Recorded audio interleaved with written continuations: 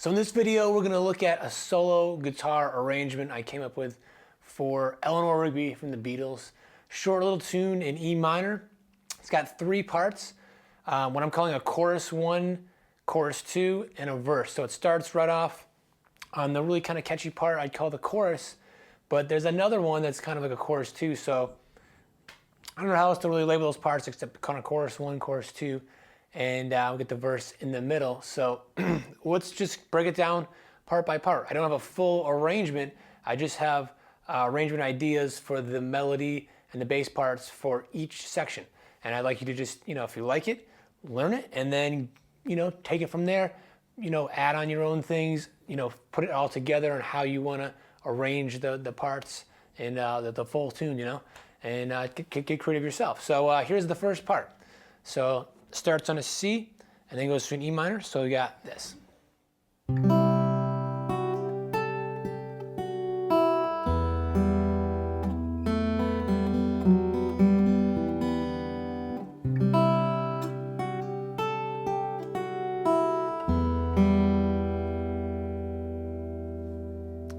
That's it. So what we're doing there is we're playing a C and playing C in the bottom, G and E. So it's essentially like playing a C, but skipping each string, but instead we're playing it here so that we can get the rest of the melody up high. And I used to use this trick of using open strings a lot in my solo arrangements and even in my lead playing, my electric playing, just all the time. It's just a sound I really like, and really gives you this big, open, kind of more colorful sound. So it's really tricky to get your fingers, and maybe you just can't stretch that far, but I urge you to try it anyways. You'd be amazed how much more your fingers can stretch out than you probably think. But you have to get the full sound, hold all this down, you have to really stretch out like that. So we've got, and this way we get these two notes at the same time with this at the bass. And then we can kind of ease up. Nothing easier than that, just open strings, right, for the E minor. And then the little string part. It's a nice thing to fill up that space there. And then it does it all again, and I just wrote it out just once here, but it does it again. And this time just stays right on it, doesn't do the string part there. So when we get to this, you can give maybe your guitar a little shake. I like to do that on especially slow songs. This song is actually pretty fast, but we can play it fast, we can play it slow. I think it's kind of nice, actually, it's a slower version for this kind of arrangement for guitar, but you can do it, however you like it.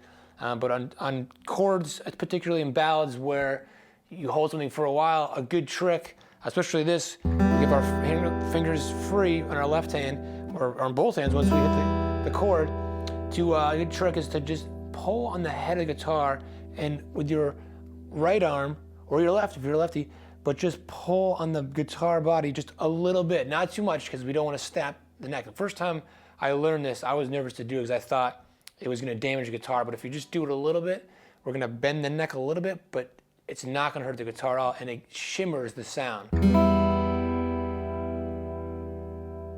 So here it is, without it, sounds fine, sounds great, but now it brings it alive. It's giving it like a heartbeat, or it sounds like it's breathing, and you can control how fast you want to do it. So you want to try to do it maybe in time with the song.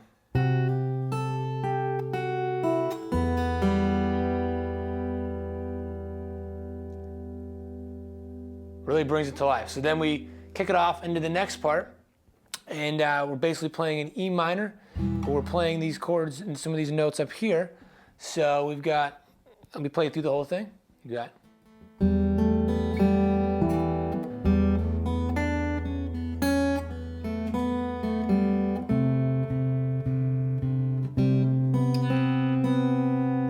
So what we have there is we're playing almost like an E shape, or I'm sorry, it is an A shape, but up here, you can just hold that down to begin with. And we've got, so we're playing G and then an A here. So normally it would be, but a really nice, again, trick is you play that 5 frets up here, so on a lower string. And the funny thing is that this note, even though we're much further up, is lower. It's higher than this one, so we're going, but then you can get them both together.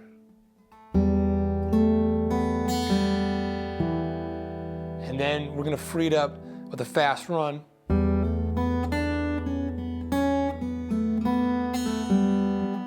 And then we get to the C. So this part has the chords reversed. The first part is just C to E minor.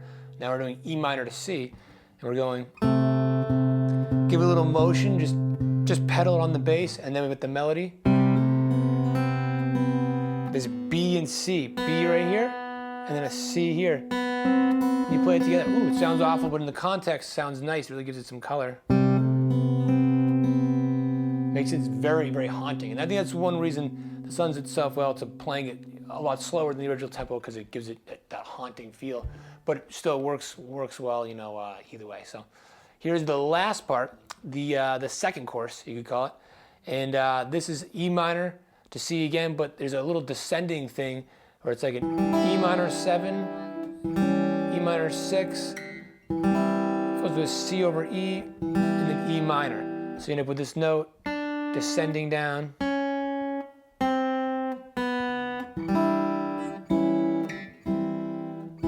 So I put that in the arrangement, but we're doing it up an octave, putting the melody up here. So here's this part, sounds like this.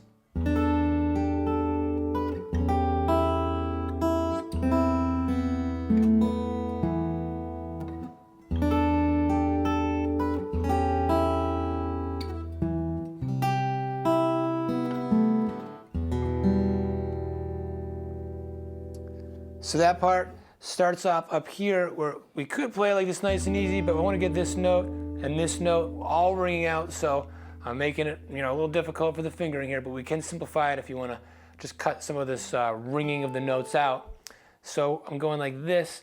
Got the E droning, D, and an A, and then going to a G here. So we've got, and going to the G.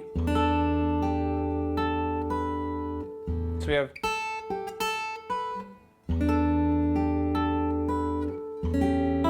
and now here's that D I was talking about earlier, from making it an E minor 7, E minor 6.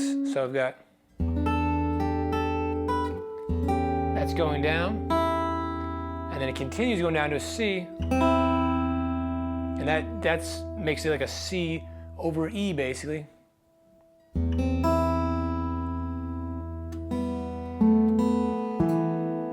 And then we do it again.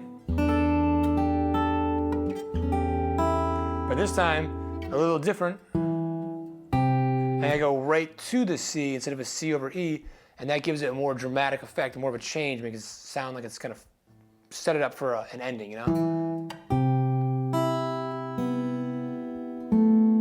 And then we go all the way down to a regular E. And now this is probably the hardest spot of the song, this little shape right here going. And the way I think of it as, it's just like an E minor, just like at the beginning, there's a part like this, and with these as well. So it's a very unusual shape, but you can get that down beforehand.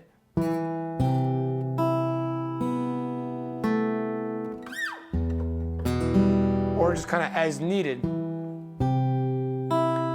have to take that note off there to get the open B, and then get that, and slide it back. So at least you have this in common with that. You've got that, and then just slide it back and stop on the G note there. And then you can again shake it, and even though you're holding it down now, not this, you can do the same thing from pulling here to get that pulling sound. So.